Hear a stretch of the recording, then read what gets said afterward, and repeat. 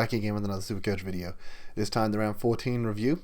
Now look, just with this one, I did have a mate's birthday on the weekend up in Ballarat, and a lot of driving, and they're not really footy people, so I actually didn't really watch. I don't think I watched any of the games. I tuned in the fan footy every now and again to check out the scores, but I didn't catch any of it. So look, it's really just going to be me talking about, I guess, the score that we put out and what players did score-wise, but I couldn't say too much as to what's happened in the game. So just, I guess, quick off the top, just to start things out.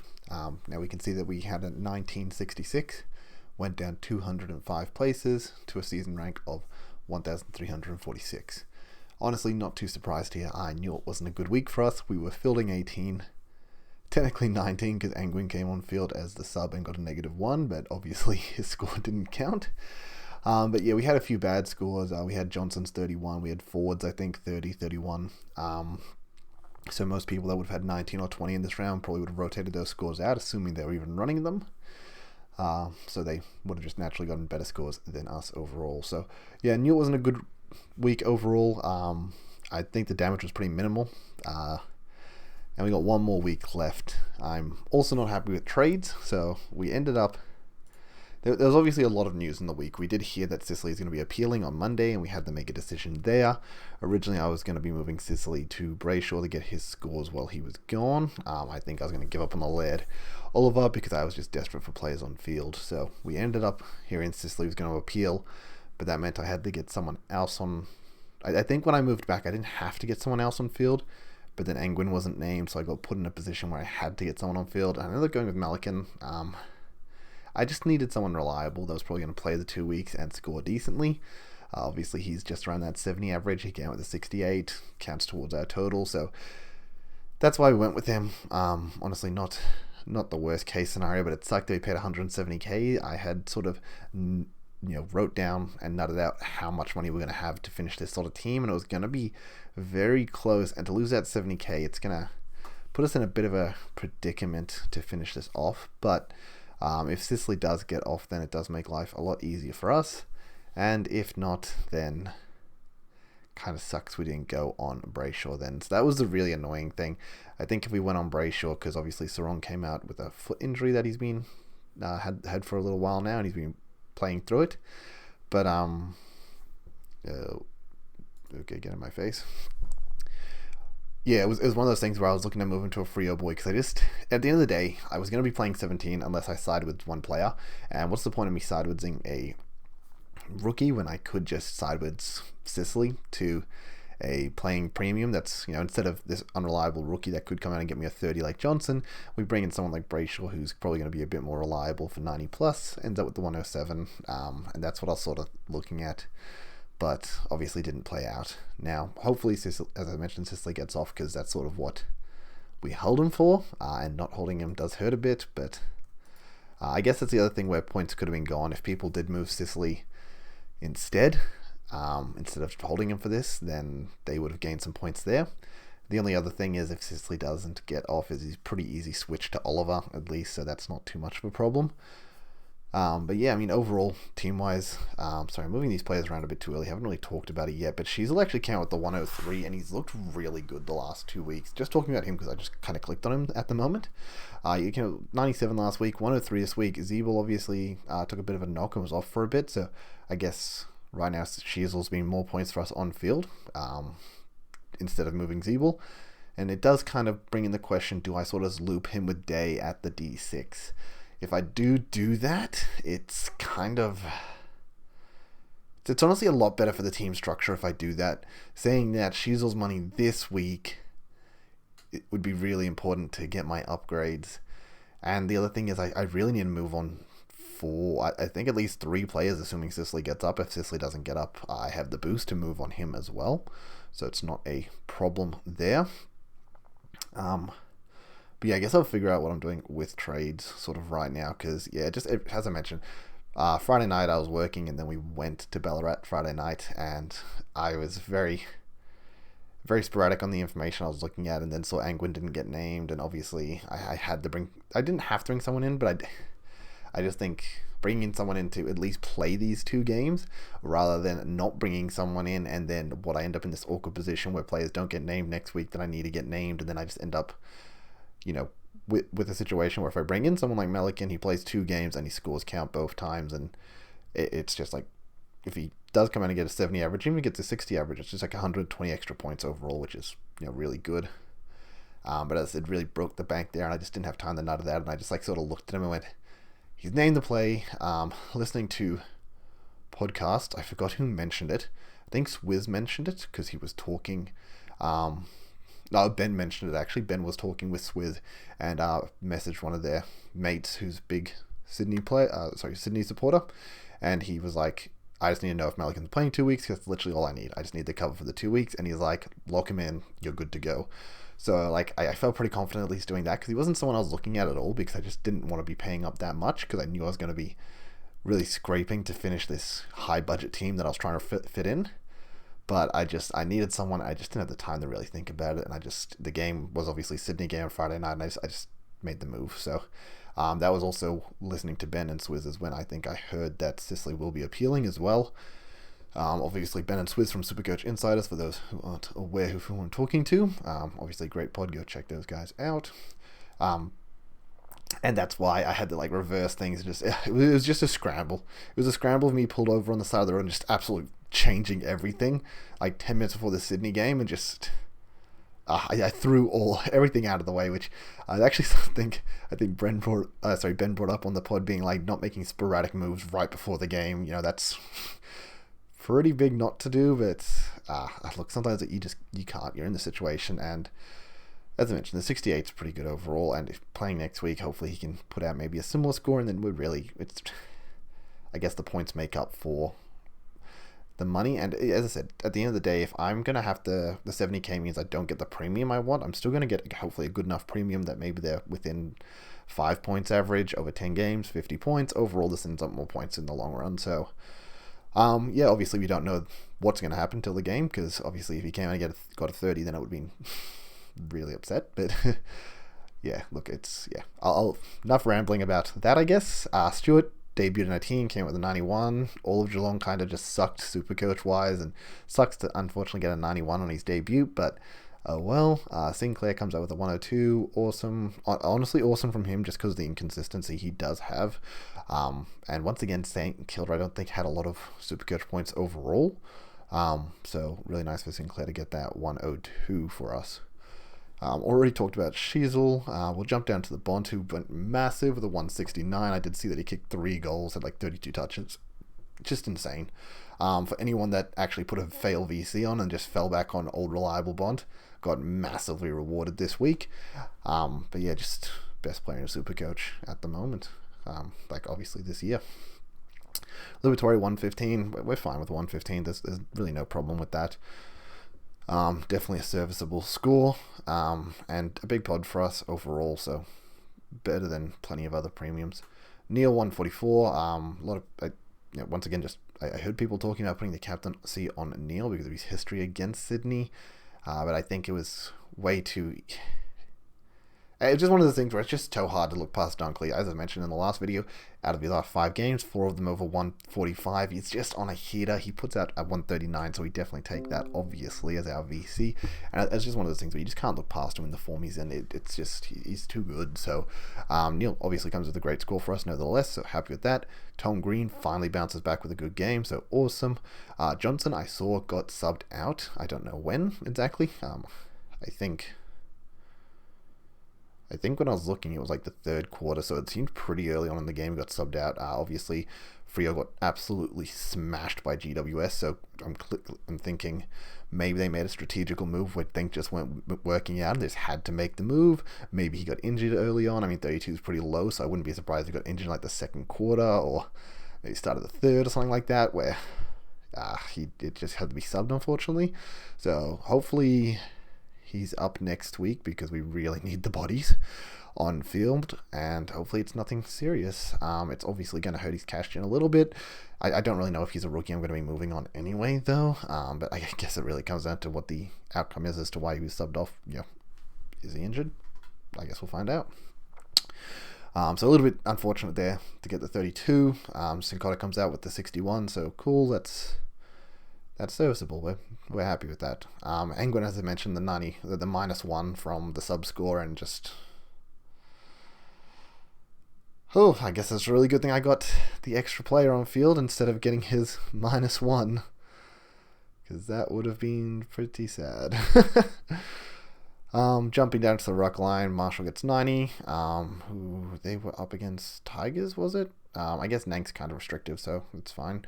And then Briggs comes out the 129, so just awesome from him. He really is looking like just like a keeper in our team at this point, which is really, really, really cool for us. Just super important to help finish the team. With him just a minimum generating so much cash that he'll just be a straight swap in the worst case scenario. But okay, I think he's just straight up a keeper in our team. He's just 129. Like, that's dope. Obviously, just had the Luke Jackson matchup, so I reckon he probably just towed him up in the ruck. Obviously, GWS run over them, so there's a good chance he got a lot of hitouts to advantage. Yeah, that's what I would assume has probably happened in that game. Once again, guys, I haven't seen these games. I'm just putting out some speculation. Dunkley 137, we always take that. You see the VC on that? Bank it in. Dunkley is just so reliable for us and just, yeah, going to be one of the top scoring Supercoach players by the end of the season. And with the form he's in, he just feels like such a reliable VC option or C option. I think this week it's pretty obvious he will be our C option. Because we're going to be getting Clary in against GWS because he towels up against Geelong, because Clary towels up Geelong historically. Assuming he's back, I wouldn't see why not. He had obviously the week off after the surgery, and then he had the bye, so I'd assume he's back. Then we have Richmond, Taranto, just 128. Yeah, Taranto also just another superstar player overall in Supercoach, and just it's great. It's great. Honestly, someone that we may just be considering next year as just a standalone mid because he's been one of the top scoring Supercoach players as well. McRae 81, so a bit of a down game from him, but McRae in our team has been pretty good so far. I think we've had him in for 3 weeks now, I want to say. And over that last 3 weeks, we didn't get the 145, but 108, 120, 81. That comes out to about a 104-ish average or something around that. So that's fine. He's doing what he needs. Maybe 102 average.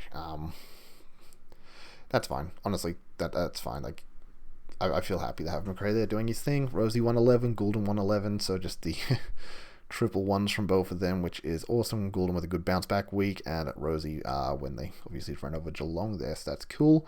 And then Ford comes out with the 30, which a little bit disappointing. We would have loved him to get a bit of a bigger score this week for the extra money because we're definitely trading him this week. So that's a bit unfortunate. So we'll move into our trades. Let's get our players on field that we're going to have playing.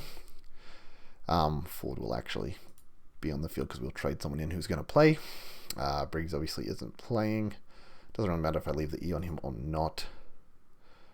Oh, God, Angwin probably moved on. Let's just, I guess, move these guys off. Green, Neil, and Libba.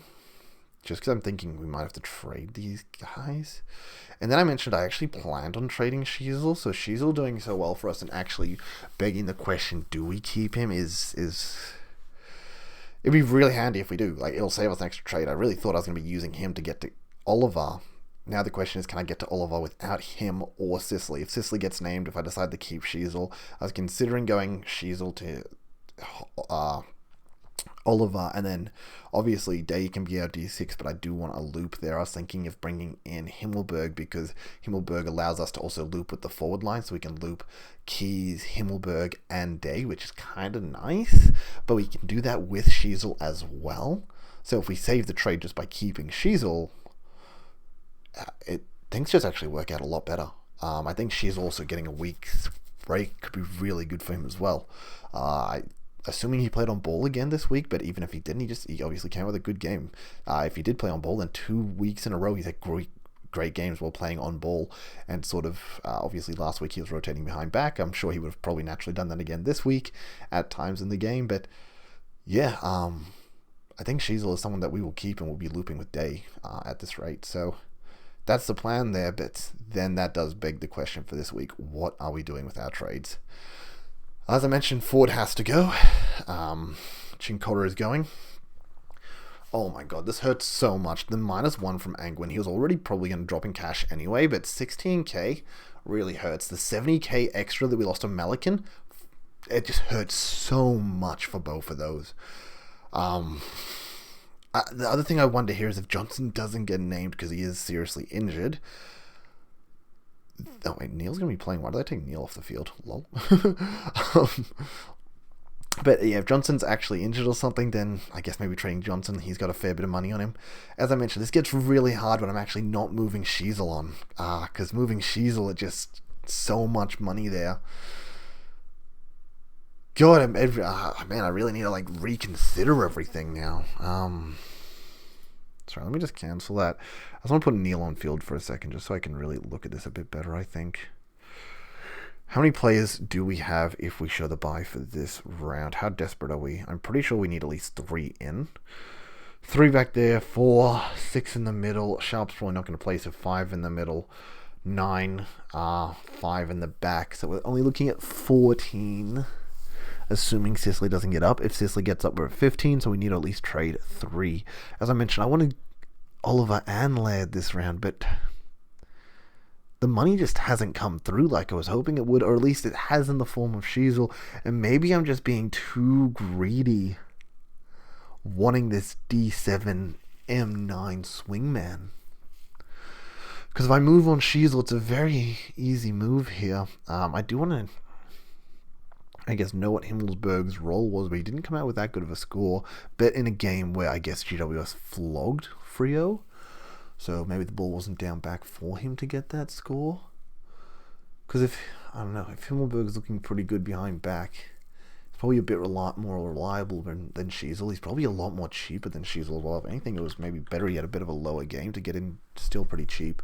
Still less than 400k. Oh man, I guess that's really the consideration there if I keep Sheasel. Okay, we're just going to play with it really quickly because I don't want to ramble on and just have this video go for ages. So we're going to be moving him, we're going to be moving forward.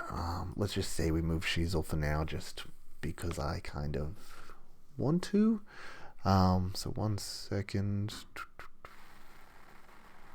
We're looking at averages, because that will then get Oliver back in here. We want Oliver in the team. We don't have the money to get Laird as well, which kind of sucks. Unless I wait an extra week and let it mature. Original Laird also has a more attainable break even. Oh, sorry, I see now we don't actually have a midfielder right now. That's why we can't see him. Laird's break even is 91, which is definitely more attainable. It isn't to Pies, who he's historically played well against, but we've been obviously a lot better this season. So I guess if I had to pick one of the two, I mean, as we mentioned, Oliver's history against Geelong is really nice. Like, it's really nice in reality. Even at their GHBMA.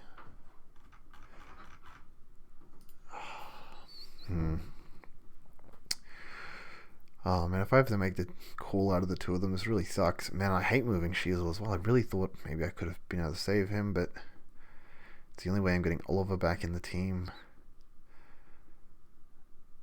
I mean, if I'm looking at more of a cheaper midfielder, who am I really looking at here? Parrish is eventually coming back, obviously. Walsh is on the buy and hasn't... Oh, I can't believe how cheap Walsh is right now. Saying that he hasn't been good, and the 108 is finally the first win they've had in how many weeks? Oh, actually... No, he's been fine. Yeah, he dropped to 72, but outside of that, he's actually been not terrible. Definitely serviceable for his price. Something I can consider after the buy. Tuke's still really expensive when he comes back. Okay, I guess the only one to really consider here is probably Walsh after his buy. If I guess this is the greedy part.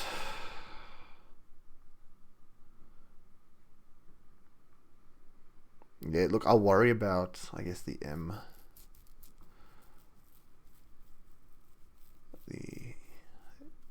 D7 at a later date, I guess. Because right now I just need to finish the team, but this is super frustrating. I do want to check out break-evens altogether as well, so who are we really looking at here? What was Dev Robinson's score this week? Did he really come out with a 95? Didn't last week he have a really good game too? 85 into a 95. He's gone up 30. Damn. I could have looked at Dev over. And that's where the rush is coming as well for me making this pick. Because I would have been really happy with Dev Robinson. as a pick if I had a bit more time to really make that decision. He was apparently a superstar in this Hawthorn game, and he's always had a high draft profile, so come out for 95 as well. Damn, he's too expensive for us, though. We can't do that. We're going to have to be getting players that are like debuting at their 102k. Let's just say Marek for now. We'll just throw him in. Then we have so much money left here, and that's the other problem. Like, as I said, maybe let's just say hypothetically Johnson is generally out. Even if he's not out, I mean, me getting in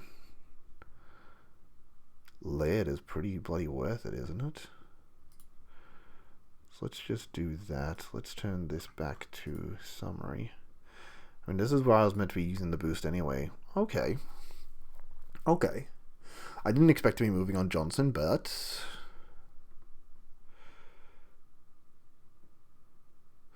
now I don't think I'll actually have enough players playing unless Sicily gets named. As I mentioned, though, Sicily is a straight swap if he doesn't actually do this, so it makes life very easy for us, at least that way, which is good. So then we'll just jump back to... I don't even really jump back to date. We'll just jump back here for now. We'll just put in a filler. We're just putting him, Corey Wagner, in just to fill for now. Obviously, we know there's going to be a bunch of debutants, and I'm just going to change out Wagner for whatever debutant gets named at the end of the day. Just going to throw him in there just so that we can like look at how the team's structured after this. So this is pretty nice structure-wise. Oh, yeah, we can even move Wagner up there. Doesn't, as I said, doesn't really matter. Let's see now. Who are we looking at? So assuming we have all 6 in the back. I guess even if I bring Wagner in and he doesn't... No, he has to play. I'm pretty sure he has to play. Yeah, because I'm just not going to have enough players. We have 6. Then we have 6 again. So 12... 13 and 17. So 17, obviously I'm going to, like as I said, I'll get Wagner in for someone that's playing.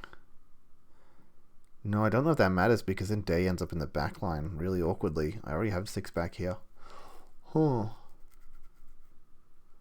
That could maybe be a bit of a problem.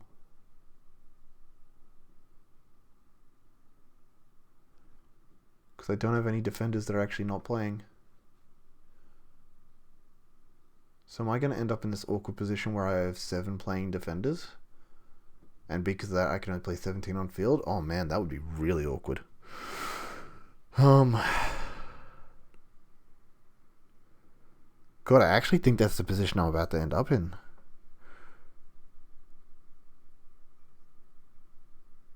Because I don't have any DPP here that can flip back there. Okay. Obviously, I can play around with these trades and figure out how to get 18 on field. I'm sure there's a way I'll be able to do it, sort of thing. But yeah, as I said, just reeling that off, we're looking at right now 17, which is a problem. I'll figure it out during the week, but I guess that's what I'm looking at. I can actually get Oliver and Laird in, but I do have to move on Sheasel, which kind of sucks, but at the same time, Libba Bonk come onto the field with Green, so that's my midfield done. Day moves into the back, that's defense done, and forward line done. So technically that's a full premium team with 4 trades left. So that's really not a problem at the end of the day. I guess with the 4 trades left, I would like to try and, as I mentioned, get Himmelberg in 30k. There's no way I can possibly do that unless I do a 1-up, 1-down. Saying that, even doing a 1-up, 1-down, I don't have the money available to make that active 1-up, 1-down. Which kind of sucks. Let's say Melican gains another 30k next week, goes to 250. Then I would still need to find 140. Obviously, we have the 30k in the bank. That means that we need 110. 110, I don't have anyone I can go down for 110. Angwin's not going to make that money.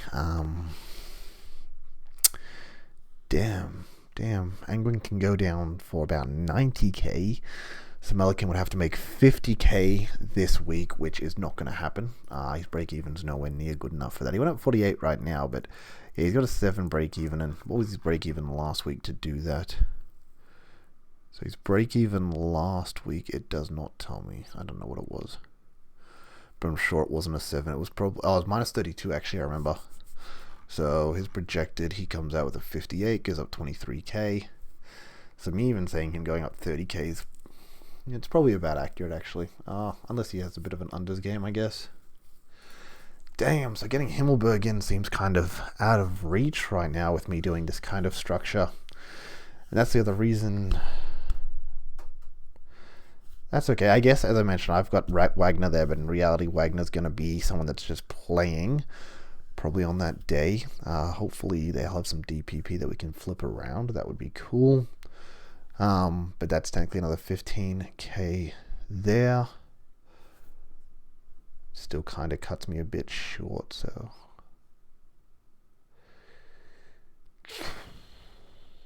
Damn, looks like we're just out of range to get Himmelberg off next week. Unless Melican can generally come out with like a massive score or something. That would be really cool. Sorry. Okay, enough rambling about this. I've taken way too long in this video in a situation where I really didn't have to take this long. So I'm just going to stop talking about it. We're going to wrap it up. We're going to talk about captains, and then we're going to just end the video there. Okay? Captains, sorry, actually I still just said this. It's pretty simple. We're just going Oliver into Dunkley. Like, Dunkley's been Mr. Reliable. Full stop. He's been so good for us. There's no way we don't just straight see him. Oliver's history is insane against Geelong, so we obviously just play Oliver as the VC. Pretty easy, pretty straightforward. Yeah, not much to really think about there.